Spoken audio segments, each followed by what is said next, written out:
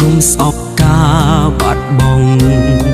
ស្អប់អារម្មណ៍ពេលចង់យំខ្ញុំទន់ជ្រាមានពេលខ្លាំងតូចចិត្តណាស់មិននិយាយយំឆ្អែតហើយក៏គេងលក់មិនដឹងខ្លួ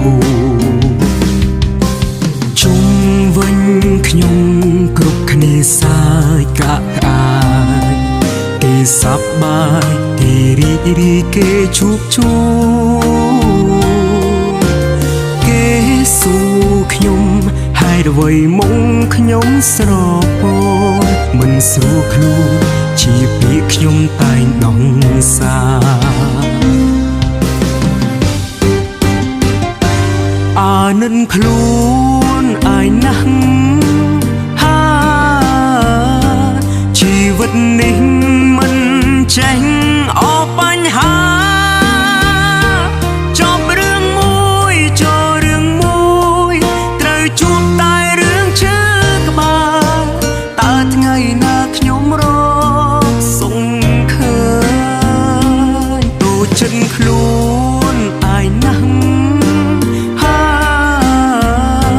វាសនានឹងលែងសាយតែខកខើលែងសាយនឹងអារម្មណ៍លែ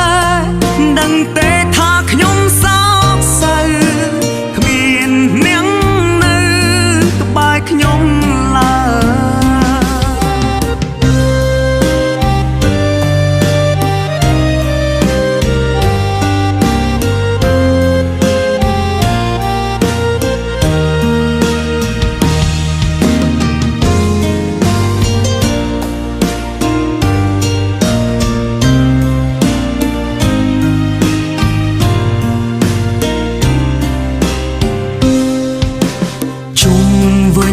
ខ្ញុំ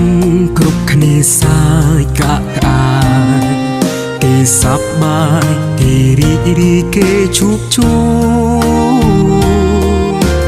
គេសួរខ្ញុំហើយអ្វីមុខខ្ញុំស្រពោនមិនស្រួលខ្លួនជាពាក្យខ្ញុំតែងដងសាអានិនខ្លួនអាយណាស់ជីវិតនេះ